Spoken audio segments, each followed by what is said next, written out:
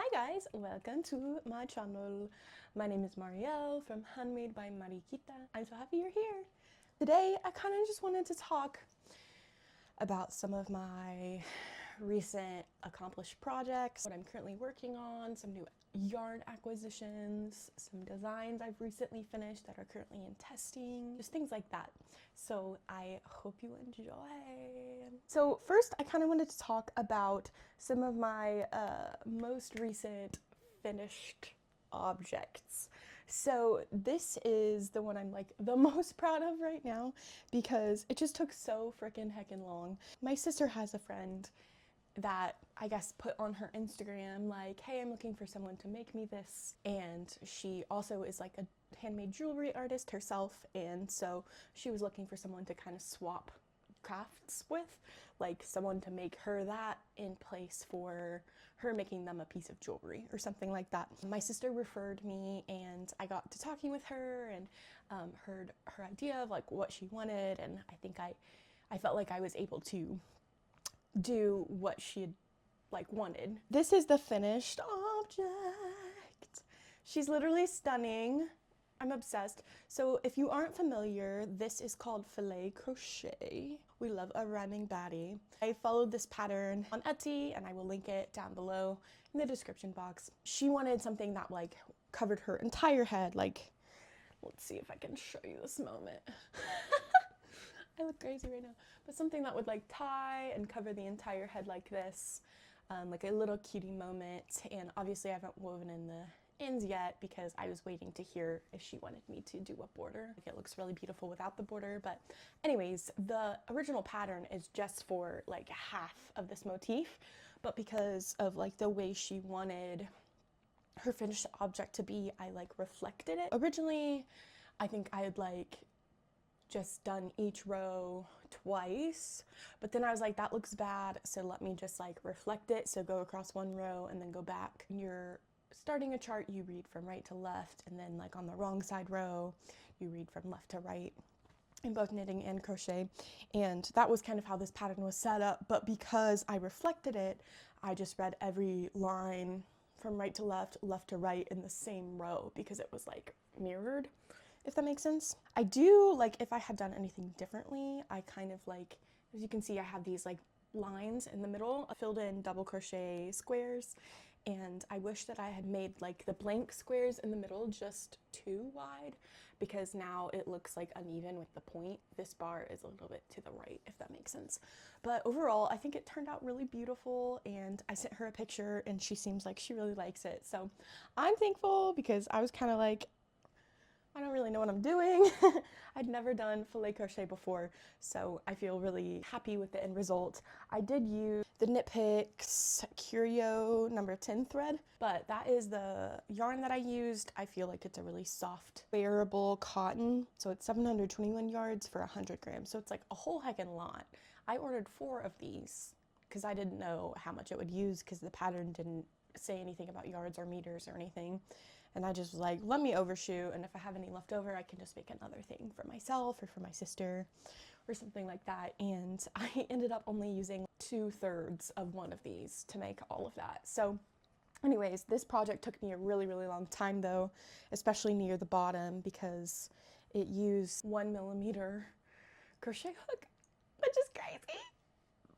It took literally so hecking long, and I had to like rip back, like because of the way I originally started it, of like doubling it, and I like was already a few rows in, and that had taken like several days work.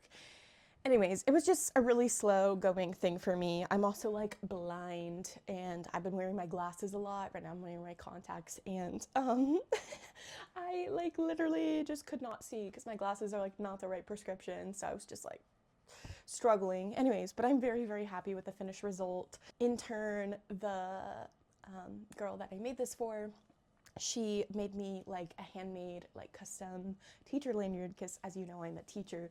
So I'm like really excited about that because I've been wearing the same teacher lanyard since I became a teacher, and I love it so much, but it's like from Amazon. So I would just really love to like support her business as well and get something a little more personalized and cutie. So I'm just really excited. I'm so excited. And I'm thankful it's over. I'm glad I'm done because period. This is a finished object you might recognize. So these are my appapacho socks. I designed these socks. This was my first design ever. Well, I guess that's not really true. The first design that I'd like written down in pattern form ever. And I really love the yarn. I wonder if I made like a second sample. Here, let me see the pattern. This looks crazy. I wonder if I made a second sample in a different yarn that wasn't as like variegated. Not that this like really is all that much. It's a hand-dyed yarn. I don't know, maybe if I made a second sample and just like a super plain non-hand-dyed yarn, the pattern would show through a little bit more. I should probably actually do that. I don't know why I haven't yet. I just haven't, I guess. I've been onwards and upwards, I guess. Yeah, so this is my appapacho socks. It is a top down and 2x2 rib, and then you start the lace work. It comes in 3 sizes. The lace work kind of has this braided motif. I don't know if you can really see, hopefully you can. It sort of has this braided motif, and then these other really pretty lace sections in the middle. It goes all the way down to the toe. And then the heel construction is a heel flap and a gusset, and it has this really pretty like slip stitch modified eye of partridge heel. I call it a modified eye of partridge heel because the pearls, the way the pearls are slit, are different than the typical eye of partridge heel, and so it ends up looking a bit different in terms of stitch definition and all of that. So anyways, I'm very excited about these. I'm glad just to honestly be done with them. I think it was a really lovely first design for me, and I learned so much from like the writing process, and the testing process was a beast. Going through editing with my editor Floral for the first time, like I just learned so much from her, and standardizing my own patterns and my format and like how I want to write my patterns moving forward. I feel like I just really learned a lot from this pair of socks, so I'm very thankful for that. My next project I want to share, and by the way, I've also made some other finished objects that I've given away or like someone has bought from me for like a gift for someone else. So this is my next pattern that just got released. This is the Sendero socks. Obsessed. It has by one rib and then some garter moments, double moss stitch, garter moments combined with stockinette, kind of in this like stripy textured stitch, and then I guess the sole of the sock. I thought it would be cool to do the same double moss stitch that's kind of in the stitch pattern already, but line it up with the sole of the sock. It's constructed top down, so you start by casting on for the cuff, and then you work several rounds of the chart pattern. It's both charted and written, and then you place some stitches on hold, knit over with waste yarn to later come back. Technically it's a forethought heel, but doing some research, I found that kind of a lot of patterns really use afterthought heel for both a forethought heel and an afterthought heel. So although this pattern is technically a forethought heel because you place the waste yarn stitches over the stitches that you'll later pick up for the heel stitches, I just decided to just call it an afterthought heel. I really love the toe of this as well. I'd personally never knit a rounded toe before, which is crazy to me because I've knit so many socks in my lifetime. I decided like I really wanted sort of a rounded toe effect. I feel like it really elevates the design, as well as like the, you know, the contrasting color for the cuff, the heel, and the toe of the sock, and I think it just turned out really lovely. This was knit using KnitPicks Stroll and KnitPicks Stroll Tweed. That's really exciting. Both of these patterns, both the appapacho socks and the Sendero socks, are available for purchase on Ravelry and Etsy, so you should go buy them. Just a little bit of a background as well about like my heart behind knitting and designing both of these socks. So appapacho sock is an indigenous word in primarily like Mexican indigenous regions. Appapacho is another word for abrazo, where it signifies like a hug with the soul, or like a wholehearted love. That feeling when you just embrace someone so tightly and you just squeeze them really hard, and just kind of this like connection and this like interrelationship, I guess, between hugging another person that you love and care about really deeply. That's what the word appapacho means. Sendero is a word in Spanish for like a trail or like a path, and I really loved that Spanish word for these socks in particular because going into the double moss as well, it just feels really earthy in that way. I grew up on a mountain in the Chattanooga area, and like my elementary school, middle school, high school years. And at the end of our street, there was like, well, we had a huge creek in our backyard and like a bunch of woods, and that was really fun getting to play in growing up. And at the end of our street, we had like really, really sweet hiking trail with like these rope bridges and a mini waterfall and a creek running through all of it. And so these socks just really like reminded me of that hiking trail in particular. And so that's kind of why I've named them the Sendero socks. Hopefully you learned some new words in Spanish today. But my next thing that I have designed and also completed, you can just see my pile over here. My cat is also sleeping in the middle of my pile. I'll show him later. He just is one with the yarn. There you go. You laying down on all my projects? Oh. So this next design is a hat duo. So it will be released as a hat duo. They're both currently in testing, and if you're curious about testing either one of these hats, you're welcome to go create a Yarnpond account and apply to the test. So that's kind of how I've chosen to like facilitate all of my test knits. So the hat duo consists of the Terrain Ridge hat and the Terrain Plain hat. These are both containing elements of my first pullover design with color work, but obviously the construction is very different. So the Terrain Ridge hat is bottom up, so you cast on stitches for the brim, you knit in rib, and then you knit the stitches together with the stitches you cast on to kind of close the brim. And then I've chosen to also triple fold it. So there's 2 layers of fabric in this that's like kind of bound together or work together so they cannot be opened. And then I've chosen to knit extra fabric to triple fold it. In the pattern, it's written for where, like if you just want a double folded or if you want a triple folded. It's customizable in that way. And then it has the color work section, which I think is really lovely. I think on its own, it's looking a little like preschool blocks, I think, which is kind of interesting, like out of context, but with the Terrain pullover, it looks like very cool. After the color work, you create decreases for the crown, and then you close it by taking a tapestry needle and pulling through all the remaining stitches after you've decreased pretty significantly. So this is what the hat looks like on. This is probably my favorite of the duo hats.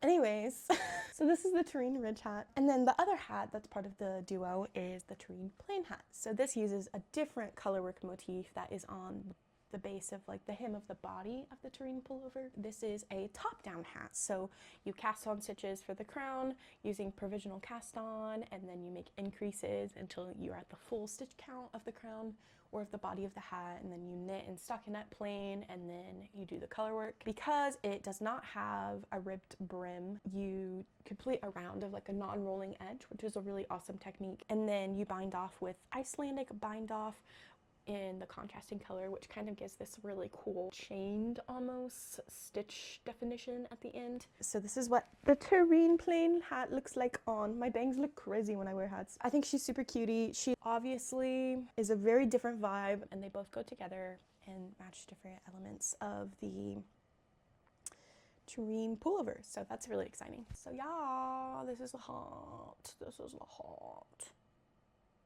The main color is Drops color 8917. So I think it's called Walnut. And then the other one, the contrasting color is Drops 0206. And I forgot what this color is called, but I'll link it below. And then my Terrain pullover also uses these same colors, so it like really matches. I can kind of talk about the Terrain pullover a little bit more. So I'm currently working on my second sample for the Terrain pullover. My first sample I am not showing because through the editing, the tech editing process, my pattern has changed so drastically in terms of its silhouette and just the overall fit and the positive ease, and just so many things have changed because there was just a lot that needed reworking. And so I am working on my second sample now that the pattern is testing. And then my first sample I'm gonna rip out and redo because there have been so many changes that I really want the shape and like the drape and the fit of the sweater pullover to match what the pattern actually tells the knitter to do. So it's a drop shoulder design and it has colorwork elements.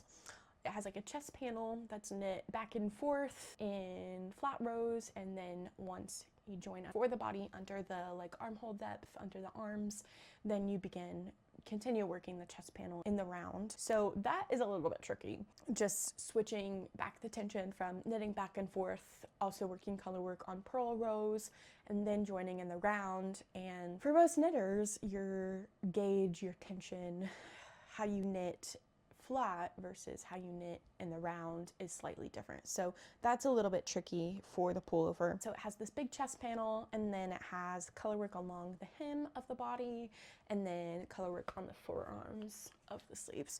So it's a drop shoulder design, and it's kind of constructed by casting on stitches for the back. So here's what I have so far. It's really not much, but it's something. It's something.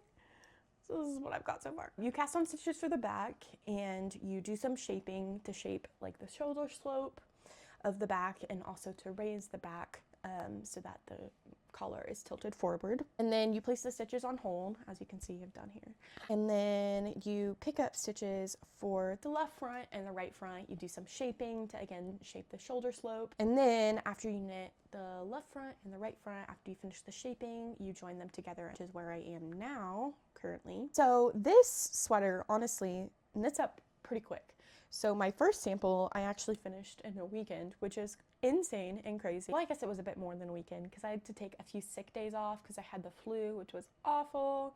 And I was just like working on it while I had the flu because I was just literally laying in bed rotting. And then, so I had the flu like Thursday and Friday, and then we had the weekend. And then Monday and Tuesday of the next week, we had off for snow days, which was incredible. So I was able to finish the entire pullover in those like span of days.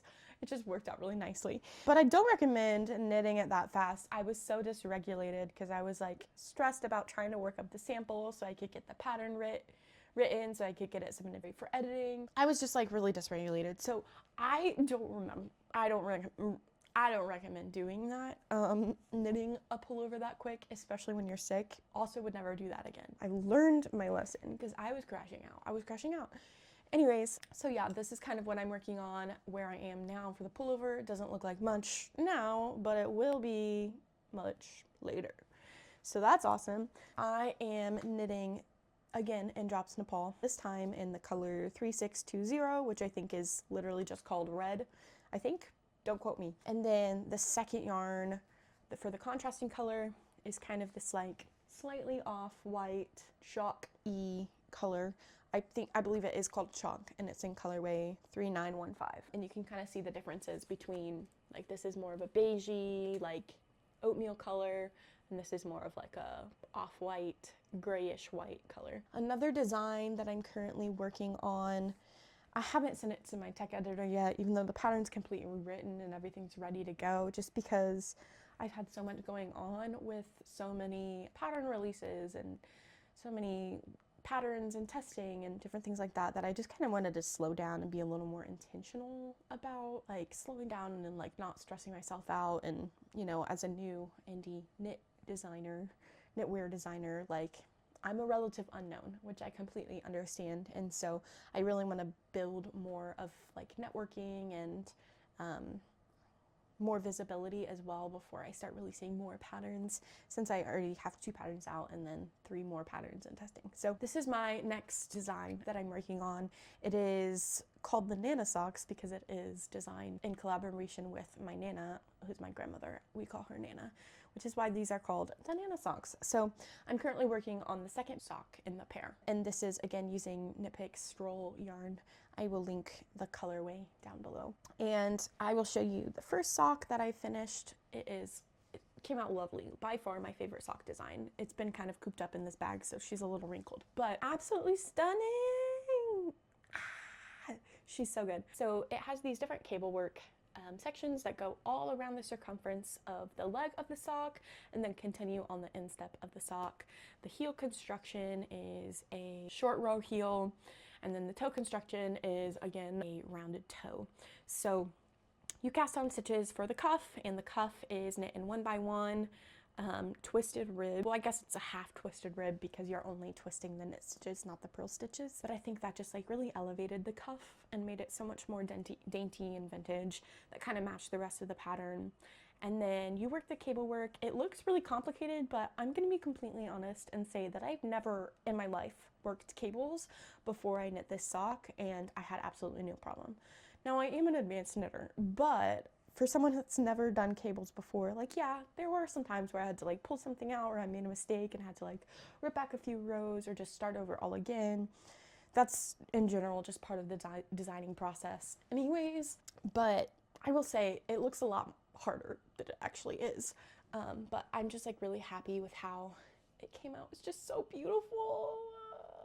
And it just like matches my Nana's vibe perfectly. She's such a classy lady. All over her house, she's this like really cute like pink and blue wallpaper with peonies all over it. And it's just like really cutie. It's just so cute. So this is the Nana sock. And then I'm currently working on the second pair for the socks. And then my last project that I'm currently working on is for someone that I got connected with through my Instagram, Handmade by Mariquita, and I'm currently knitting him a raglan hoodie. So I really don't have any progress to share very much, but I've done the shaping for the back, as you can kind of see.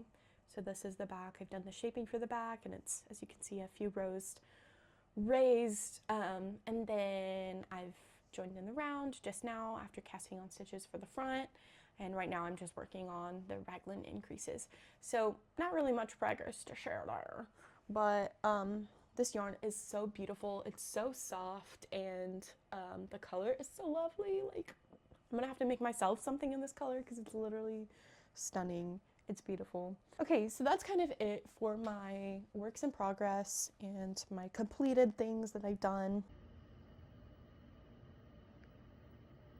Now on to some yarn acquisitions.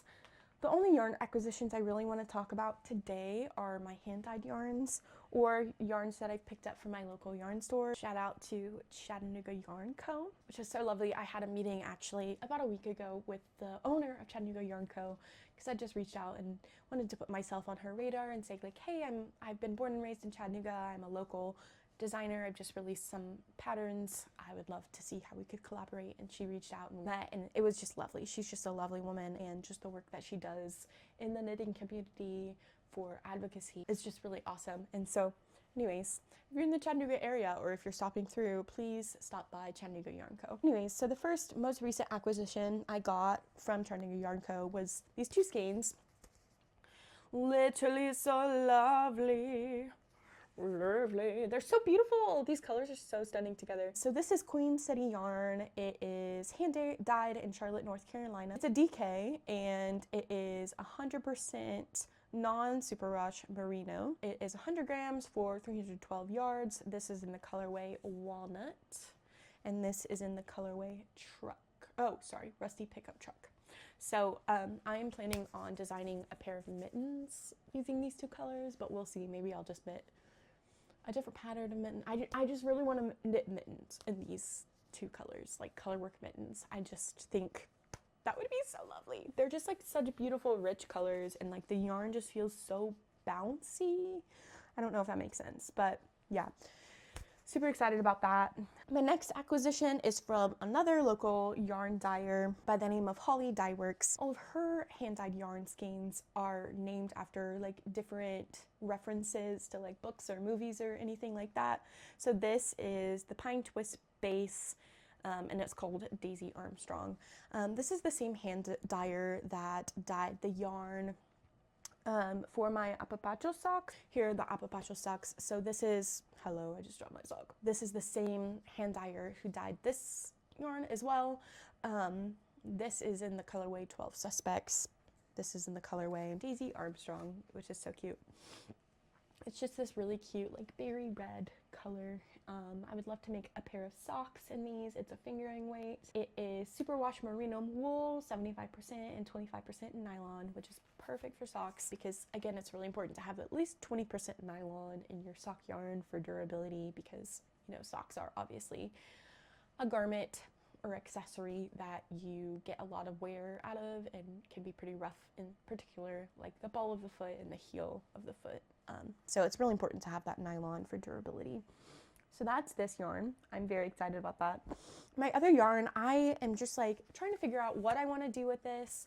I think a pair of mittens would be really lovely with this yarn, but this is the Stella Luna, which she is somewhat local. I think she used to be a Chattanooga local, and then she moved away, but we still kind of consider her a local hand dyer. But this is her Stella Luna merino sock, and this is in the colorway